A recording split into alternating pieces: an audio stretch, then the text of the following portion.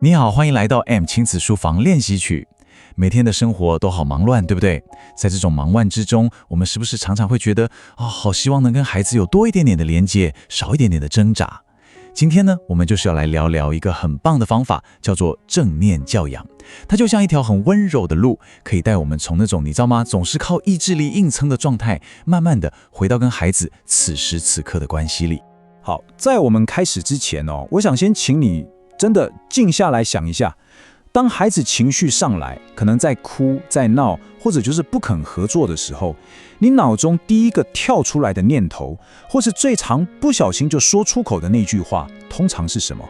是不是那句忍不住的快点，还是那种带着一点无奈的你不要再哭了？或者还有那句我们可能一天要讲好几遍的我不是已经跟你说过了吗？如果你心里默默点了头，想说对，我就是这样，拜托先不要急着责备自己哦，真的，因为这就是我们今天这趟旅程的起点。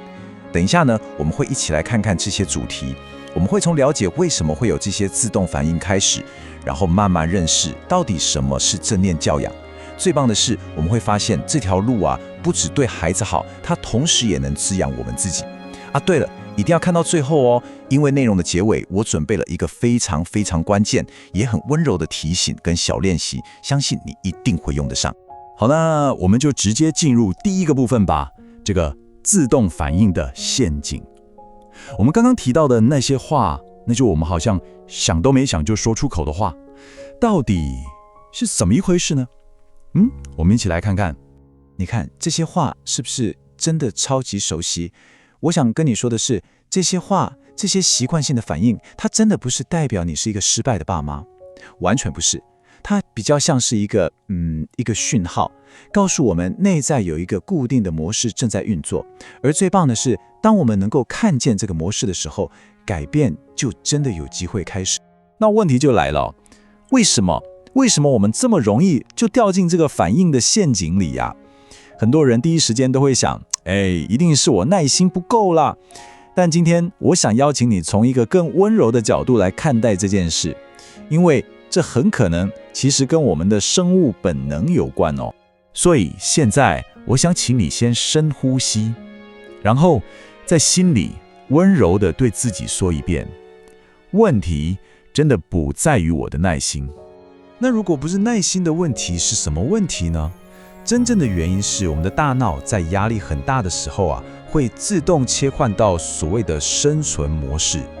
你想想看，我们每天要面对长期的疲劳、时间压力，还有各种情绪的拉扯。在这种情况下，我们的大脑为了保护我们，就会选择一条最快、最省力的路去解决眼前的问题。而那条最快的路，就是我们最熟悉、最不用思考的自动化反应。这个生存模式一启动就能完美解释很多我们的困惑了。比方说，为什么我们明明看了那么多教养书，可是在那个当下一句话都想不起来？为什么明明知道孩子不是故意的，但那个音量就是会忍不住飙高，然后事后又好后悔，可是当下就是停不下来？所以你看，关键点就出来了，问题真的不是你不懂，而是在那个被压力淹没的当下，我们的内在完全没有空间可以思考。那这个内在空间要怎么来呢？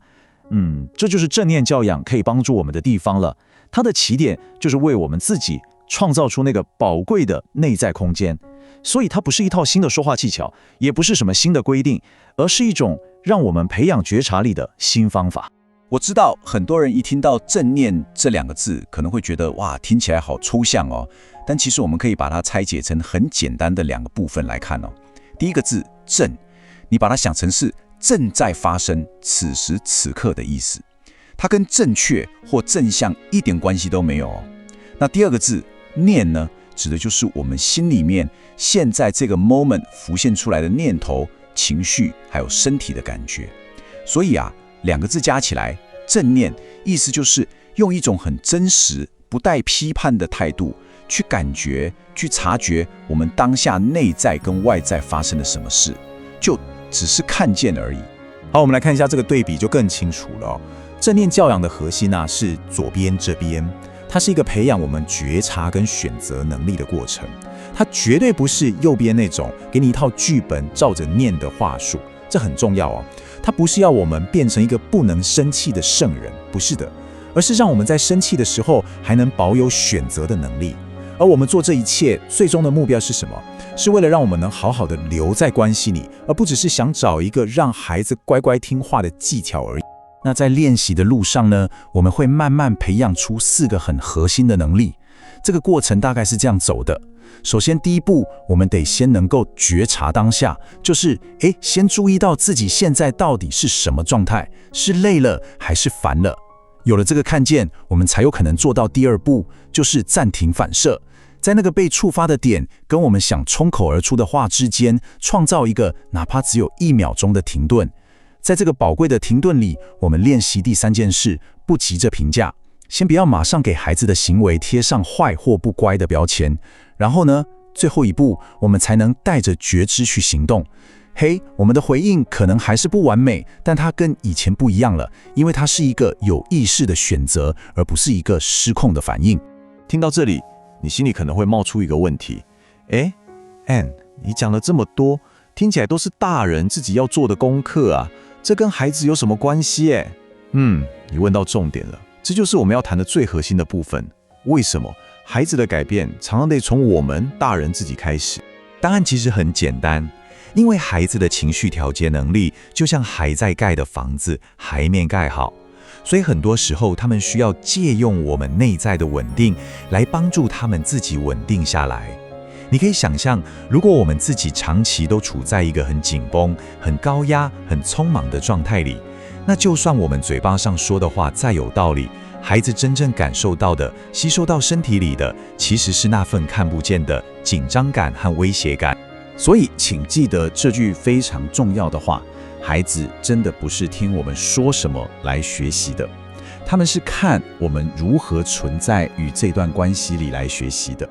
我们的状态，我们本身就是孩子最直接、最真实的学习范本。这也就是为什么我会说正念教养是一条可以双向滋养的路。因为当我们开始学着照顾自己的内在状态时，那份安稳跟照顾会很自然的像水一样流向我们的孩子。我们从这张图可以看得更清楚。你看哦，对我们大人这边来说，当我们练习正念，可以帮助我们减少那种挫败感、内疚感，我们的情绪恢复力也会变好，就像在混乱中找到一个可以稳住自己的锚一样。好，那当我们自己稳住了，孩子那边会发生什么事呢？他们会因为感觉到被理解而发展出很重要的安全感，他们会开始学着去认识、去说出自己的感受，然后慢慢的把自我调节的能力内化成自己的一部分。所以正念并不是什么魔法，它不会让我们的育儿生活突然变得轻松无比，不是的。但它能给我们一样很珍贵的东西，就是在那些真的很不轻松的时刻，让我们除了硬撑之外，还能有另一个选择。好，理论说了这么多，你可能会想，那我到底该怎么开始呢？别担心，接下来我就要给你一个非常微小，但却超级有力量的一个小行动，让你可以在这个礼拜就开始练习。不过，在我们开始练习之前，我想请你先在心里记下这句话：正念教养的目标从来都不是要去打造一个完美的孩子，它的核心是为了支持一个完整的父母。没错，就是为了支持我们自己。好的，这就是我们这一拜的温柔练习，我把它叫做3步骤暂停法。很简单，下次就在你要开口回应孩子之前，试着在心里为自己走过这3个步骤。第一步，看见。问问自己，我现在的状态是什么？是觉得很急、很累，还是很焦虑？就只是看见。第二步，承认，温柔地对自己说：“这一刻对我来说真的好难，好不容易。”光是这样承认，就很有力量了。然后第3步，再说话。这时候你的回应不用追求完美哦，完全不用，只要试着带着刚刚那份觉知去说话就够了。你会发现，就是这个超级微小的停顿，会为你打开一个新的可以改变的空间。最后，如果你愿意的话，我也很想邀请你在下面的留言区分享一下，对你来说最常出现这种自动化反应的是哪一些时刻呢？是每天早上像打仗一样的出门前，还是晚上大家都已经精疲力尽的睡前时光？当我们看见彼此的分享，你会真的感觉到，嘿，在这条路上，你真的不是一个人。非常谢谢你今天花时间看到这里。如果你觉得今天的分享对你有帮助，也希望可以持续收到更多像这样每周的正念练习，别忘了按下订阅，加入按亲子书房练习区，让我们可以陪着彼此，一起在这不完美的育儿立场里，用更温柔的方式往前走。那我们就下次见喽，拜拜。